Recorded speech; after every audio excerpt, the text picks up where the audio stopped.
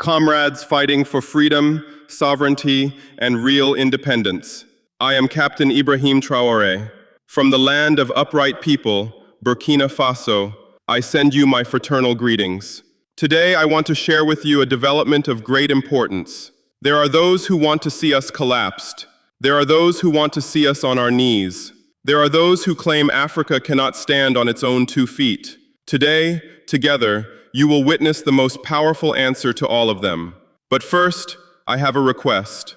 If you believe in this struggle, make your voice heard in the comments. Write the name of your country wherever you're watching from. Show your support. Because every comment, every message of solidarity helps spread the truths that Western media is hiding from the world. Making Africa's real voice louder is in all of our hands. Your comments help this video reach more people, and we need that support. If you're ready, let's begin. Comrades, just days ago, a historic meeting took place in our capital, Ouagadougou. The International Monetary Fund, the IMF, sent its Deputy Managing Director, Kenji Okamura, personally, with a high-level delegation to Burkina Faso. He met with me at the Presidential Palace. He held a working session with our Minister of Economy and Finance, Dr. Abubakar Nakanabo. And the result of this visit shocked our enemies. The IMF's assessment leaves no room for debate. The Burkinabe economy is demonstrating exceptional resilience. Let me give you Kenji Okamura's exact words. Public finances are stabilizing. Key reforms are underway. The macroeconomic framework is strengthening. Now stop for a moment. Who is saying this? The second in command of one of the most powerful institutions in the global financial system. And about whom? About a country the West branded as a coup state, about a country they prophesied would collapse economically. Their prophecies did not come true, comrades, because we are writing our own destiny. And comrades, let me share with you the most striking moment of the visit. Jaroslaw Wieczorek, the IMF's mission chief for Burkina Faso, the man who was personally present at the meetings, said this: Burkina Faso is like its flag, a shining star. Think about that. This man is an official of one of the coldest, most calculating, most emotionless institutions in global banking. And he wrote poetry. Why? Because what he saw was so impressive that diplomatic templates couldn't contain it. You know our flag, the red background, the blood spilled for our independence, the green background, the fertility of our soil, and in the center, that golden star, our revolution, our hope, our faith in the future. They wanted to extinguish that star. They failed. We made it shine again. Now I ask something of you, comrades. If you haven't liked this video yet, like it now. Everyone deserves to hear this news. One like, one share, that is truth spreading. That is telling our enemies, we are here. Remember, comrades, when we sent the French soldiers home, what did they say? This kid will ruin the country. The economy will collapse. The IMF will shut the door. Without the West, they can't survive. Now what happened? The same IMF came to our capital. The same IMF praised our reforms. The same IMF sent its deputy managing director in person. And the same IMF declared, our partnership is stronger than ever. Think about that. Not just strong, stronger than ever. These are not ordinary diplomatic courtesies. This is a confession. An international confession that Burkina Faso is on the right path, that our economic sovereignty strategy is bearing fruit. So how did we grow this fruit? Let's look together. Comrades, I am a man who speaks through action, not words. Let's set emotion aside. Let's look at the IMF's own data. Economic growth, 5% in 2024. The projection for 2025 is also 5%. 5%, comrades. A country at war, growing faster than many so-called stable nations. Inflation, negative 0.5% in 2025. Negative inflation. That means prices are falling. Our people's purchasing power is rising. Budget deficit. It was 6.7% of GDP in 2023. We brought it down to 5.8% in 2024. Our target for 2025 is 4%. By 2026, we'll bring it to 2.8. These aren't made-up numbers. These are the IMF's own reports. Current account deficit, down from 5.7% to 3.4%, thanks to our strong gold exports. External debt cleared. Through our gold revenues and sound financial management, we closed Burkina Faso's external debt. And perhaps the most important number, more than 700,000 of our people escaped extreme poverty in the last 12 months.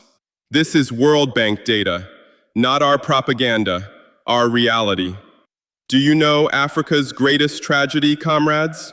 The richest continent on earth has the poorest people. Gold lies beneath the soil, but the wealth flows into foreign pockets. Diamonds exist, but their sparkle only shines in European display windows. We broke that cycle.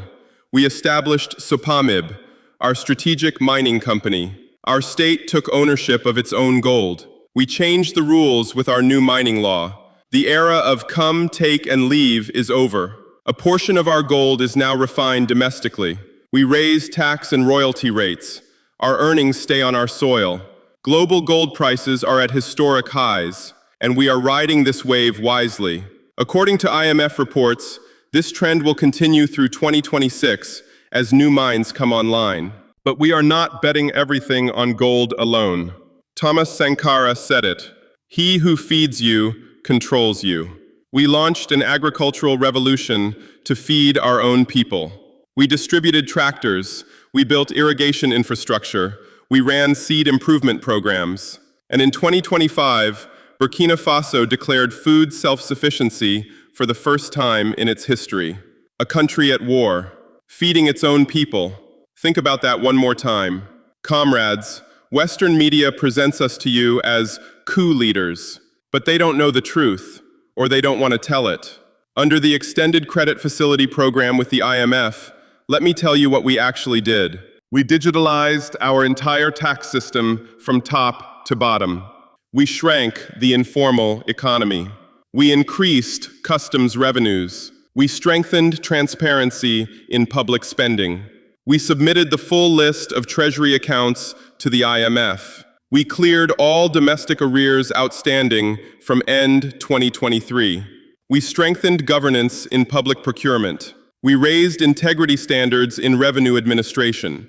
According to the IMF's own report, we more than met performance criteria in the first half of 2025. 6 out of 7 structural benchmarks were completed on time. And we did all of this while simultaneously fighting a war against terrorism. Even as military spending rose, we maintained budget discipline. Education, health, and social protection spending wasn't cut, it was increased. How many countries can do this? How many leaders can implement economic reforms in the middle of a war and succeed? We are doing it, because this is the people's right, and we will never allow anyone to take the people's rights away. Comrades, we are not only fighting on the battlefield, we are also fighting with the weapon of the 21st century, technology. We expanded e-government applications. We integrated tax and customs systems. We brought financial services to rural areas through mobile payment platforms like Orange Money and Move Money. We introduced VAT on online sales. We reduced smuggling through the e-customs system. Our digital Burkina strategy is bringing to life a comprehensive vision, from fiber optic networks to data centers, from cybersecurity to e-commerce. The IMF specifically commended our progress in this area because they know digitalization is the most effective weapon against corruption, the most powerful tool for shrinking the shadow economy, and we are using this weapon to its fullest. Comrades, for me, this struggle has one name, Thomas Sankara. He sustained the revolution he started in 1983 for just 4 years. In 1987, he was assassinated. His killer, Blaise Compaoré, ruled for 27 years with France's backing. For 27 years, Burkina's wealth was plundered. Our people were exploited. Our dignity was trampled. Sankara cut his own salary. He owned nothing but 4 bicycles, some guitars, a fridge, and a freezer. He was the first African leader to close the door on the IMF. Sankara's brother Valentin stood before the Thomas Sankara Memorial, cameras rolling, and said, "Ibrahim Traore is the continuation of Burkina Faso's revolution." After 42 years, the revolution has returned. And this time, it will be completed. Committed and determined, just like our brave ancestors, we will defeat imperialism so that Burkina Faso can prosper. Comrades, we are not alone.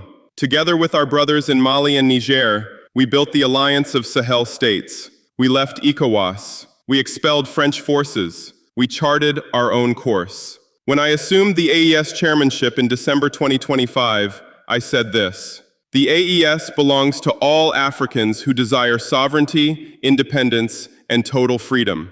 This is not just a military alliance. Economic integration, a customs union, joint investment projects, airline connectivity, it's all on the table. And Burkina Faso's IMF-endorsed economic model is serving as the reference framework for this alliance's economic architecture. The West is afraid because Africa is waking up. More than 65% of our continent's population is under 25. These young people will no longer sleep. These young people can no longer be silenced. Comrades, let me speak plainly. They tried to stop me more than once. In April 2025, an assassination and coup plot was foiled.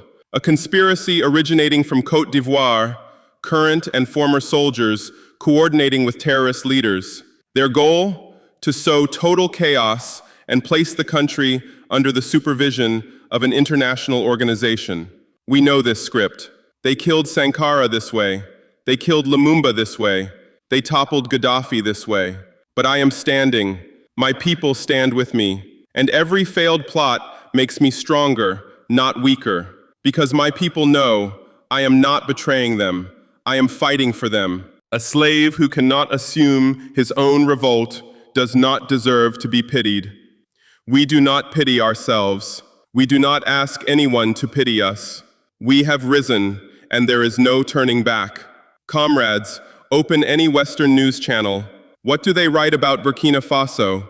Coup, instability, authoritarian rule, the same cliches, every single time. But you will never hear these: that 700,000 people escaped poverty, that food self-sufficiency was achieved, that external debt was cleared, that growth hit 5%, that the IMF called us a shining star. Why? Because our success destroys their narrative. Their narrative goes, Africa needs us. Without us, they drown. We are shattering that lie into pieces, and that terrifies them. The same BBC that called the bombing of Libya a humanitarian intervention. The same France 24 that championed France-Afrique for decades. Now they call us a dictatorship. We see the double standard, and we are no longer swallowing these lies. This revolution belongs to everyone, comrades. Our women, our youth, our farmers, our workers, our soldiers, everyone's revolution. We expanded microcredit programs for women entrepreneurs. We raised school enrollment rates for girls. We launched vocational training for youth. We opened digital skills workshops. We provided land and equipment support to young farmers. The vast majority of our volunteer defense forces are young people. These youth are simultaneously defending their land and building a nation. This country belongs to everyone, and everyone is part of this revolution. Comrades, we are not just saving today, we are building tomorrow. The new Ouagadougou Donsine International Airport is under construction. It will be completed in 2026.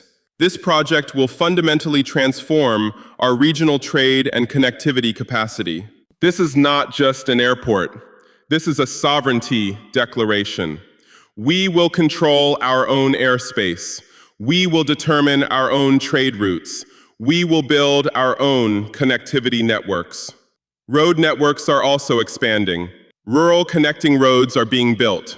Every new kilometer of road links our farming regions to markets and strengthens economic integration. One of imperialism's oldest weapons is dividing societies along religious and ethnic lines. In Burkina Faso, Muslims and Christians have lived as brothers for centuries. I am a Muslim. But this revolution does not belong to any one religion. This revolution belongs to all our people. Religious division is a tool of the West and colonial powers to weaken and destabilize African nations. Anyone who tries to divide our society along these lines will face the harshest consequences. In the Sahel, the fault line most exploited by jihadist groups is religious and ethnic division. By closing this fault line, we are disarming the terrorists' most potent weapon. Our unity is not a slogan. Our unity is a reality we live every day. Comrades, let me share one of the most important concrete outcomes of this visit. The IMF pledged to play a catalytic role within the international community.